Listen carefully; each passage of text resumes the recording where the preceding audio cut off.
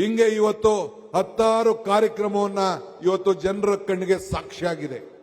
ನಾನು ಆಗಾಗ ಒಂದು ಮಾತು ಹೇಳ್ತಾ ಇರ್ತೀನಿ, ಅಕ್ಬರ್ಗೂ ಬೀರ್ಬಲ್ಗೂ ಒಂದು ಸಂಭಾಷಣೆ. ಅಕ್ಬರ್ ಬೀರ್ಬಲ್ ಕೇಳಿದನಂತೆ, ಸತ್ಯಕ್ಕೂ ಸುಳ್ಳಿಗೂ ಎಷ್ಟೇ ಅಂತರ ಅಂತ. ಅವನು ಸ್ವಾಮಿ 4 ಬೆರಳು ಅಂತಂತೆ. ಹೆಂಗೆ 4 ಬೆರಳು ಅಂತಂದ್ರೆ, ಈ ಕಣ್ಣಲ್ಲಿ ನೋಡೋದಲ್ಲ ಸತ್ಯ, ಈ ಕಿವಿಲ್ ಕೇಳೋದೆಲ್ಲ ಸುಳ್ಳು, ಈ ಕಣ್ಗೂ ಕಿವಿಗೂ ನೋಡಿ 4 ಬೆರಳು ಅಂತ. ಹಂಗೆ ಕರ್ನಾಟಕ ಸರ್ಕಾರದ ಅಭಿವೃದ್ಧಿ 4 ಬೆರಳು ಅಲ್ಲಿ ಈ ಕಣ್ಣೇ ಸಾಕ್ಷಿ, ಈ ಕಾರ್ಯಕ್ರಮ ಸಾಕ್ಷಿ ಅಂತ ಹೇಳಿ ನನ್ನ ಎಲ್ಲ ಶಾಸಕರಿಗೆ ತಮಗೆ ಹೇಳಲಿಕ್ಕೆ ನಾನು ಈ ಸಂದರ್ಭದಲ್ಲಿ ನಾನು ಬಯಸ್ತಾ ಇದ್ದೇನೆ. ಬಂಧುಗಳೇ, ಈ ಜಿಲ್ಲೆಯಲ್ಲಿ 7 ಶಾಸಕರನ್ನ ಕೊಟ್ಟಿದ್ದೀರಿ. 7 ಶಾಸಕರನ್ನ ಕೊಟ್ಟು 136 ಸೀಟನ್ನ ಗೆಲ್ಲಿಸಿ ಈ ರಾಜ್ಯದಲ್ಲಿ ನಿಮ್ಮ ಸೇವೆಯನ್ನ ಮಾಡಲಿಕ್ಕೆ ಒಂದು ಅವಕಾಶವನ್ನು ಮಾಡಿಕೊಟ್ಟಿದ್ದೀರಿ. ಕಳೆದ ವಾರ, ಕಳೆದ ತಿಂಗಳು, ಈ ತಿಂಗಳ ಮಧ್ಯದಲ್ಲಿ ಇನ್ನ 2 ಸೇರಿಸಿ 138 ಸೀಟ್ಗೆ ನಮ್ಮನ್ನ ತೆಗೆದುಕೊಂಡೋಗಿದ್ದೀರಿ. ನಮಗೆ ಆತ್ಮಬಲ, ಧೈರ್ಯವನ್ನು ತುಂಬಿದ್ದೀರಿ. ನುಡಿದಂತೆ ನಡೆದಿದ್ದೇವೆ. ಪ್ರಾಮಾಣಿಕವಾದಂತಹ ಸರ್ಕಾರವನ್ನ ಈ ರಾಜ್ಯದಲ್ಲಿ ಕೊಡ್ತಾ ಇದ್ದೇವೆ. ಪರಿಶುದ್ಧವಾದಂತಹ ಆಡಳಿತವನ್ನು ಕೊಡ್ತಾ ಇದ್ದೇವೆ. ಬೆಂಗಳೂರಿಗೆ 70 ಕಿಲೋಮೀಟರ್ ದೂರ ಇದೆ. ಆ 70 ಕಿಲೋಮೀಟರ್ ದೂರ ಅಂತ ಈ ಜಿಲ್ಲೆ, ಸುಮಾರು 150 ಕಿಲೋಮೀಟರ್ ಹಿಂದೆ ಇರುವಂತಹ ಜಿಲ್ಲೆ.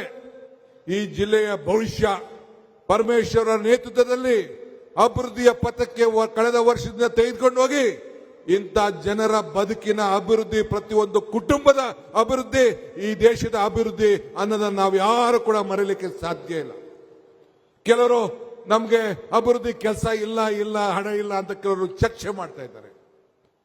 ವರ್ಷಕ್ಕೆ ಒಂದು ಕ್ಷೇತ್ರಕ್ಕೆ 250 ಕೋಟಿ ರೂಪಾಯಿ ನಮ್ಮ ಗ್ಯಾರಂಟಿಯಲ್ಲೇ ಅವರ ಬದುಕಿಗೋಸ್ಕರ ತಾಯಂದಿರು ಈಗ ತಾನೇ ನಾವು ಇಲ್ಲಿ ಗೃಹ ಜ್ಯೋತಿಯನ್ನು ಹಚ್ಚಿಸ್ತೋ, ಮನೆಯ ಜ್ಯೋತಿಯನ್ನು ಹಚ್ಚೋ, ಅನ್ನಭಾಗ್ಯವನ್ನು ಕೊಟ್ಟು ಆ ತಾಯಂದಿರಿಗೆ 2,000 ರೂಪಾಯಿ ತಿಂಗಳಿಗೆ ನಾವು 24,000 ರೂಪಾಯಿ ವರ್ಷಕ್ಕೆ ನಾವು ಕೊಡ್ತಾ ಇದ್ದೇವೆ. ಅಕ್ಕಿಯನ್ನು ಕೊಡ್ತಾ ಇದ್ದೇವೆ, ಜ್ಯೋತಿಯನ್ನು ಕೊಡ್ತಾ ಇದ್ದೇವೆ.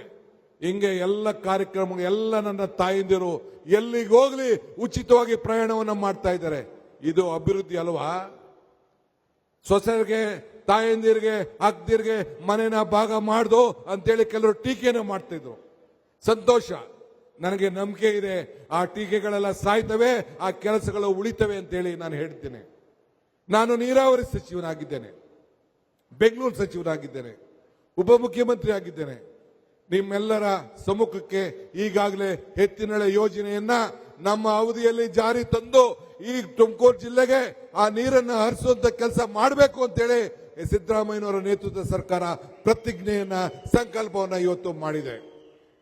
ಈಗಾಗಲೇ ನಾನು 30ನೇ ತಾರೀಕು ನಾನು ಪರಮೇಶ್ವರ್ ಅವರು ಆ ಬೆಳಗುಡ್ಲು ದೊಡ್ಡಬಳ್ಳಾಪುರಕ್ಕೆ ಭೇಟಿ ಕೊಡಬೇಕಾಯ್ತು. ಅಲ್ಲಿಂದ ಎಲ್ಲಿ ಮಧ್ಯದಲ್ಲಿ ಏನು ಅಡಚಣೆ ಇದೆ ಆ ಜಾಗಗಳಿಗೆ ಭೇಟಿ ಕೊಡುವಂತ ಕಾರ್ಯಕ್ರಮ ಅನ್ಕೊಂಡಿದ್ದು. ಈ ಕಾರ್ಯಕ್ರಮ ಇರೋದ್ರಿಂದ ನಾವು ಅಲ್ಲಿಗೆ ಭೇಟಿಯನ್ನು ಕೊಡಕ್ಕಾಗ್ಲಿಲ್ಲ. ಸದ್ಯದಲ್ಲಿ ಬಂದು ಈ ಎಲ್ಲ ವಿಚಾರಗಳನ್ನ ಚರ್ಚೆ ಮಾಡಿ ಎಲ್ಲ ಏನೇನು ಸಮಸ್ಯೆಗಳನ್ನ ಬಗೆಹರಿಸಬೇಕೋ ಅದನ್ನೆಲ್ಲ ಕೂಡ ಕೆಲಸವನ್ನು ಮಾಡಲಿಕ್ಕೆ ನಾನು ಪ್ರಯತ್ನವನ್ನು ಮಾಡ್ತೇವೆ. ನಮ್ಮ ಸರ್ಕಾರ ಉದ್ಯೋಗಗಳನ್ನು ಸೃಷ್ಟಿ ಮಾಡಬೇಕು. ಯಾರು ಮನೇಲಿ ಕೂತ್ಕೊಳ್ಬಾರ್ದು, ಯಾರು ಹಸ್ಕೊಂಡಿರಬಾರ್ದು, ಉದ್ಯೋಗ ಇರಬೇಕು. ಈ ಕೊಟ್ಟಂತ ಕಾರ್ಯಕ್ರಮಗಳು ಈಗ ಹಿಂದೆ ನೀವು ಇತಿಹಾಸ ತೆಗೆದುಕೊಳ್ಳಿ. ಇಂದಿರಾ ಗಾಂಧಿಯವರ ಕಾಲದಿಂದ ಹಿಡಿದು ಇಲ್ಲಿವರೆಗೂ ಸಿದ್ದರಾಮಯ್ಯವರ ಕಾಲದವರೆಗೂ ಕೂಡ ಈ ರಾಜ್ಯದಲ್ಲಿ ಯಾವುದೇ ಕಾರ್ಯಕ್ರಮ, ಪೆನ್ಷನ್ ಇಂದ ಹಿಡಿದು, ಮನೆಯಿಂದ ಹಿಡಿದು, ಉಳುವನಿಗೆ ಭೂಮಿ ಕೊಡೋದ್ರಿಂದ ಹಿಡಿದು, ಯಾವುದೇ ಕಾಸು ಪುಟಾಣಿ ಮಕ್ಕಳಿಗೆ ಬಿಸಿ ಊಟ ಕೊಡೋದ್ರಿಂದ ಹಿಡಿದು, ಶ್ರೀಶಕ್ತಿ ಕಾರ್ಯಕ್ರಮವನ್ನು ಮಾಡೋದ್ರಿಂದ ಹಿಡಿದು, ಹೆಣ್ಣು ಕುಟುಂಬದ ಕಣ್ಣು ಅಂತೇಳಿ ಏನೇ ಕಾರ್ಯಕ್ರಮ ಇದ್ರೂ ಕೂಡ ನಾವೆಲ್ಲ ಕೂಡ ಕೊಟ್ಕೊಂಡು ಇವತ್ತು ಜನರ ಬದುಕನ್ನ ಕೊಟ್ಕೊಂಡು ಹೋಗಿ ನಾವು ಹೋಗ್ತಾ ಇದ್ದೇವೆ. ಇತಿಹಾಸ ನಮ್ಮ ಪಕ್ಷ, ಕಾಂಗ್ರೆಸ್ ಶಕ್ತಿ ಈ ದೇಶದ ಶಕ್ತಿ, ಕಾಂಗ್ರೆಸ್ ಇತಿಹಾಸ ಈ ದೇಶದ ಇತಿಹಾಸ. ಇವತ್ತು ನಾವು ನಮ್ಮ ಸಾಧನೆ ಬಗ್ಗೆ, ನಮ್ಮ ಸ್ವಾಭಿಮಾನದ ಬಗ್ಗೆ, ಬದುಕಿನ ಬಗ್ಗೆ ಇವತ್ತು ನಾವು ಈಗ 5ನೇ ತಾರೀಕು ಕೂಡ ನಮ್ಮ ಪಕ್ಷದ ಆಶ್ರಯದಲ್ಲಿ, ಅನೇಕ ಸಂಘಟನೆಗಳ ಒಕ್ಕೂಟದ ಆಶ್ರಯದಲ್ಲಿ ಸ್ವಾಭಿಮಾನಗಳ ಜೊತೆಯಲ್ಲಿ ಸೇರಿ 5ನೇ ತಾರೀಕು ಕೂಡ ಹಾಸನದಲ್ಲಿ ಕಾರ್ಯಕ್ರಮವನ್ನು ಇಟ್ಕೊಂಡಿದ್ದೇವೆ. ಬಾಬಾ ಸಾಹೇಬ್ ಅಂಬೇಡ್ಕರ್ ಅವರು ಮಾತು ಹೇಳ್ತಾರೆ, ಇತಿಹಾಸವನ್ನು ಮರ್ತವನು ಇತಿಹಾಸವನ್ನು ಸೃಷ್ಟಿ ಮಾಡಲಿಕ್ಕೆ ಸಾಧ್ಯ ಇಲ್ಲ ಅಂತೇಳಿ. ಹಂಗೆ ಒಬ್ಬ ವ್ಯಕ್ತಿ ಹಿಂದೆ ಎಷ್ಟು ಜನ ಇದ್ದಾರೆ ಅಂತ ಮುಖ್ಯ ಅಲ್ಲ, ಆ ನಾಯಕ ಎಷ್ಟು ಜನರ ಬದುಕನ್ನ ಬದಲಾವಣೆ ಮಾಡೋದು ಮುಖ್ಯ. ಇದೇ ಕಾಂಗ್ರೆಸ್ ಸರ್ಕಾರದ ಧೋರಣೆ ಅನ್ನೋದ ಮಾತನ್ನ ಈ ಸಂದರ್ಭದಲ್ಲಿ ಹೇಳಲಿಕ್ಕೆ ನಾನು ಬಯಸ್ತಾ ಇದ್ದೇನೆ. ಹಂಗೆ ಬಂಧುಗಳೇ, ಕೊಟ್ಟ ಮಾತನ್ನ ಉಳಿಸ್ಕೊಂಡಿದ್ದೇವೆ. ನಾನು ಆಗಾಗ ಒಂದು ಮಾತು ಹೇಳ್ತಾ ಇರ್ತೇನೆ, ದೇವರು ವರನೂ ಕೊಡುದಿಲ್ಲ, ಶಾಪನೂ ಕೊಡುದಿಲ್ಲ, ಅವಕಾಶ ಮಾತ್ರ ಕೊಡ್ತೇನೆ ಅಂತೇಳಿ.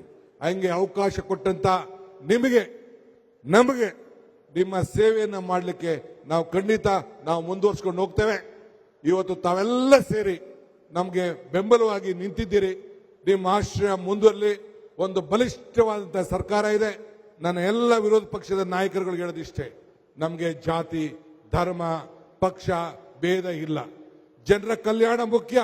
ಎಲ್ಲರನ್ನು ಒಟ್ಟಿಗೆ ತೆಗೆದುಕೊಂಡು ಹೋಗುವಂತ ಕೆಲಸವನ್ನು ಮಾಡ್ತೇವೆ.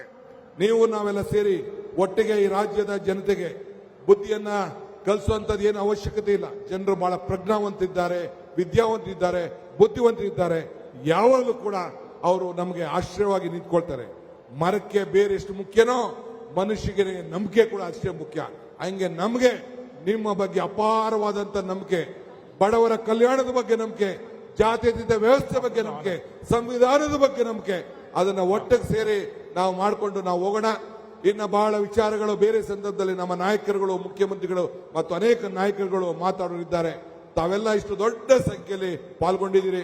ಮತ್ತೊಮ್ಮೆ ನಾನು ನನ್ನ ಜಿಲ್ಲಾ ಡೆಪ್ಟಿ ಕಮಿಷನರ್ಗೆ ನನಗೆ ಬಹಳ ಆತ್ಮೀಯರವರು, ಉತ್ತಮವಾದಂತ ಕೆಲಸವನ್ನು ಮಾಡಿ ಇಡೀ ರಾಜ್ಯಕ್ಕೆ ಒಂದು ಮಾರ್ಗದರ್ಶನದಲ್ಲಿ ಅವರು ಸಿಇಒ ಅವರಿಬ್ಬರು ಸೇರಿ ಉತ್ತಮವಾಗಿ ನಮ್ಮ ಪರಮೇಶ್ವರ್ ಅವರ ಮುಖಂಡತ್ವದಲ್ಲಿ ಅವರ ಟೀಮ್ ಎಲ್ಲ ಸೇರಿ ಚೆನ್ನಾಗಿ ಕೆಲಸ ಮಾಡಿದ್ದಾರೆ.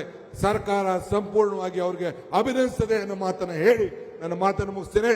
ಜೈ ಹಿಂದ್, ಜೈ ಕರ್ನಾಟಕ.